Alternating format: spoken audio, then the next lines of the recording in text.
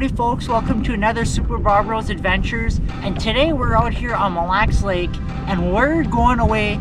We're not going to do any bass fishing. You know, Mille Lacs is the destination for smallmouth anglers in the nation, but instead of chasing smallmouth bass today, we're going to leave them alone. They're starting to bed and you know, you don't want to pull them off their beds.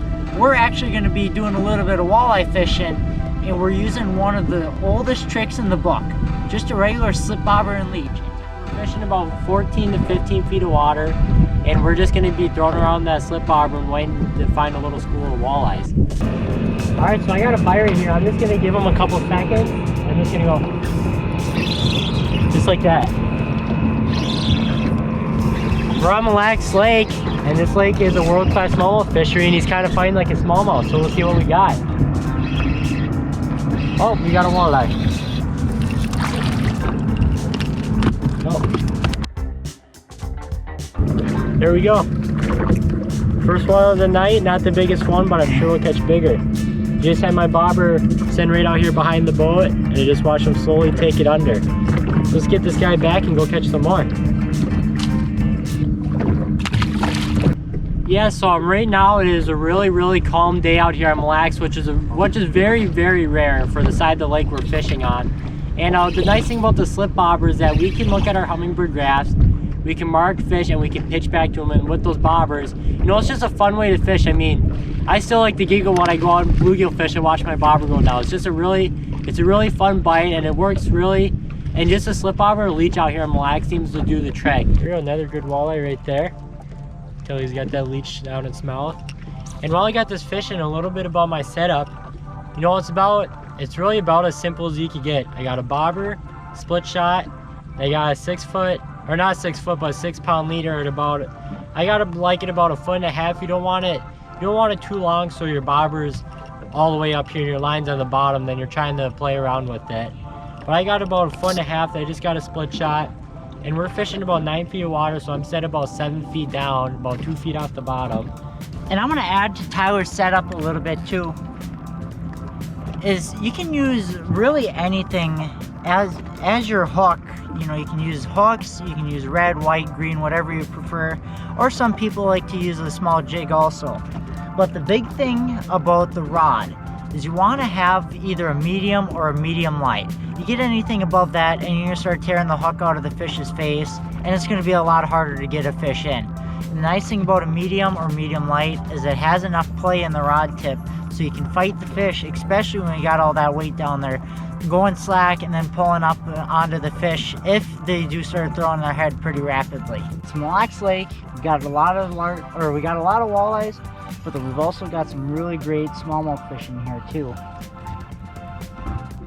And the thing about this smallmouth here is this is probably a pre-spawn fish. And so it's getting ready to get up onto its beds. It's not quite there yet. And the big thing I want to say about catching smallmouth this time of year is please don't take them off their beds. It's so important for these fish to stay on the beds to guard the fry and guard the eggs from different predator fish. And they're so much fun to catch when you actually are targeting them. But like I said, they're getting ready to get onto their beds. So it's really important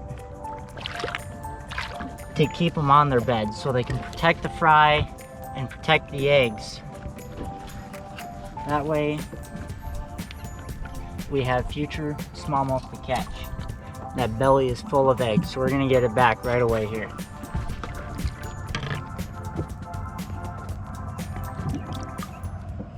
I'm hooked up again here and it feels like a lot better fish. So see what we got.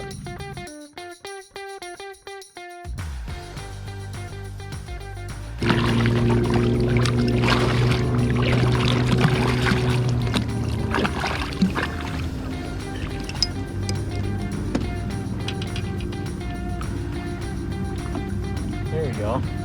That's a little bit better.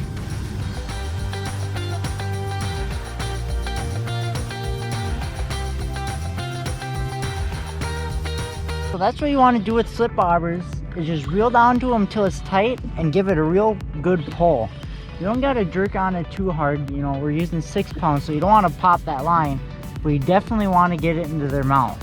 Another thing too is, you know, just play them out. Don't try to force them in, especially with this light line. If you get a big one, you pop a line, you're going to be disappointed you did it. So definitely just play it out. Another good walleye here. Right in the, and they're feisty out here too. Right in the beak of the mouth there, that's right where you want to get them. Get this one back here. Another benefit to bobber fishing, you know, if you're not all that active into the snap jigging or trolling or whatever, you know, you can set your rod up in the rod holder here. You can sit down, you can relax. I'm fighting like a typical walleye, just a wet sock. Oh. Just another little guy. Well, these fish we're fishing here is we have a little pot of them here right behind the boat. It seems like every time we get in the right little sweet spot, we get bit.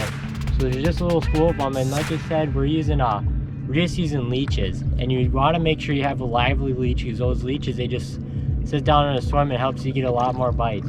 So that's really what we're doing, is we're just pitching back there, throwing about 30 feet behind the boat, and we're just doing bobber fishing, just sitting there line of weight. And you just got to get that little bit of excitement when you see that bobber slowly go under. I mean, it's definitely, if I were to say, it's probably my favorite way to catch walleyes. Literally, I just caught that last fish, and my slip knot barely hit the bobber, and it just kept on going. There we go. Literally, I let that one go, I grabbed a new leech, and that slip knot and that bobber literally just kept on going in the same exact spot.